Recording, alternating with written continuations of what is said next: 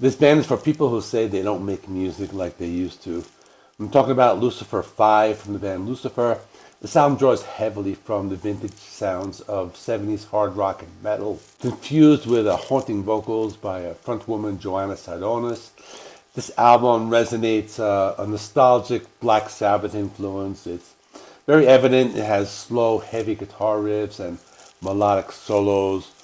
Each track showcases their diverse range. We got sultry ballads like Slow Dance in a Crypt, and we have some upbeat and groovy songs like Riding the Reaper. We have lots of eerie elements, bluesy tones, acoustic interludes, and these add different layers of depth. This band really captures this timeless essence of classic rock with like this dark, seductive atmosphere, and it creates this rich and immersive musical experience. So today I'm talking about Lucifer V from the band Lucifer. Let me go into a quick history. I won't spend too much time on this. They started in Berlin in 2014 by a frontwoman, Johanna Sadonis.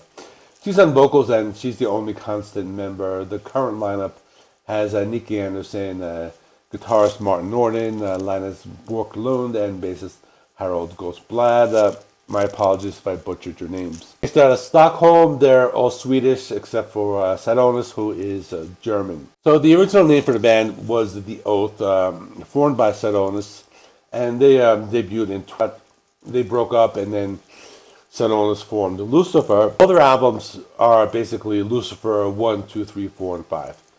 So Lucifer 1 was released in 2015, and then they went through some lineup changes, got some different guitarists. Released Lucifer 2 in 2018. After that, they started to become more popular. Lucifer 3 was released in 2020, and it was nominated for a Grammy. And Lucifer 4 was released in 2021, also nominated for a Grammy. So now it's their 5th studio album, Lucifer 5, released on January 26th, 2024, and they were recently signed to Nuclear Blast Records. So as I was saying before, we get a lot of like vintage sounds of the 70s. There's a big Black Sabbath influence, but it's not like on every song. It's just a few songs do sound a lot like Sabbath, and it's just a really great album. So let's go track by track. Opening track is Fallen Angel. This album opens with a song that sounds a lot like Black Sabbath at first. It has hauntingly beautiful vocals, and the lyric depicts the fallen angel, which is most likely Lucifer, who is speaking about his newfound freedom.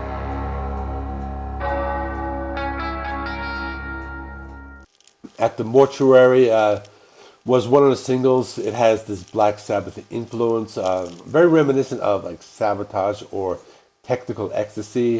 It has an old horror movie feel. It describes being seduced at a mortuary. It incorporates clean, eerie guitars in the breakdown, and the music video resembles a 60s horror movie. It's shot in black and white.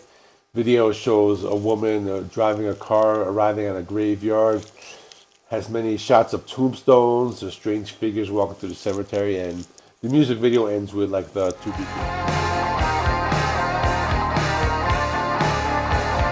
Riding Reaper is next. It's a change of pace. It's more of an upbeat song. Has dark themes, distorted guitars, keyboards. A nice bass guitar sound, I like that, and the seductive atmosphere. And the lyrics are kind of like depicting like the seduction of the Grim Reaper at a cemetery, and he's riding on a horseback. And we have another single called Slow Dance in a Crypt. This one is a slow ballad, has lots of jazzy elements, but it maintains that horror theme. Lots of sultry tones, slow guitar riffs, bass grooves, just this very haunting atmosphere. Music video continues the story at the mortuary. It looks like an old horror movie. Reminded me of George Romero's Night of the Living Dead. A lot of shots were taken in a foggy graveyard. And they show many shots of people running through a forest and old architecture.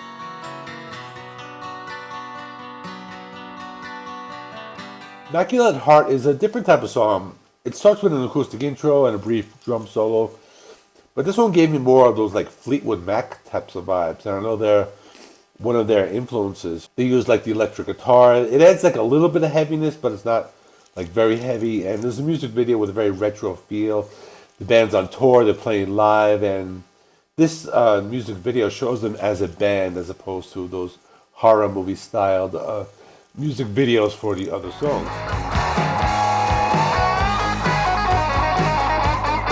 Coffin Has No Silver Lining is another one of the music videos. This one has this nice bluesy guitar riff, and this is a mid-paced rocker. This one has more of those classic heavy metal influences. I thought it was reminiscent of late 70s Judas Priest.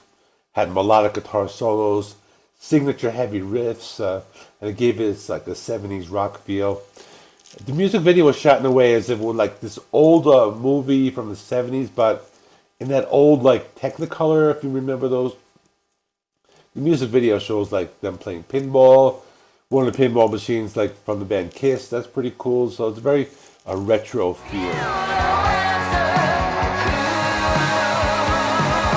That song is The Dead Don't Speak. This one has a unique combination of these heavy low-end guitar riffs and some brighter guitar tones.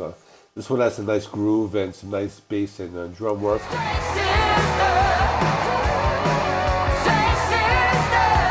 Strange Sister shows a little bit of like this 80s glam influences. I heard that a little bit, but it's not like they're going glam or anything. Has some nice haunting interludes with eerie pianos and some softer vocals. And this track has a lot of depth. And the final track is Nothing Left to Lose But My Life. This one has slow and haunting intro, more of those Black Sabbath style guitar riffs. Vocals are haunting and melodic, and it's the idea of embracing dying or a love letter to death. Now for my final thoughts, I think this is one of the better albums out of the 5. I think they show off their love of Black Sabbath, but they don't really like let it like overpower the album. They're not trying to be the next Black Sabbath with a female singer or anything. It's just they're showing their influence on them.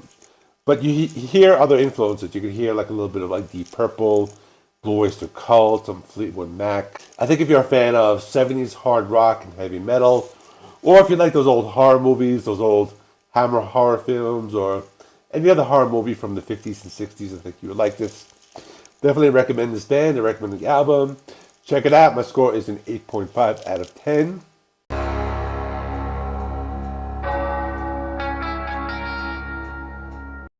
So if you like this video, check out this video right here. It's another one of my reviews. Please subscribe to this channel. Please like this video. It helps me with the YouTube algorithm. And please leave a comment. I like to respond to all comments. Thanks for watching. I will see you in the next one.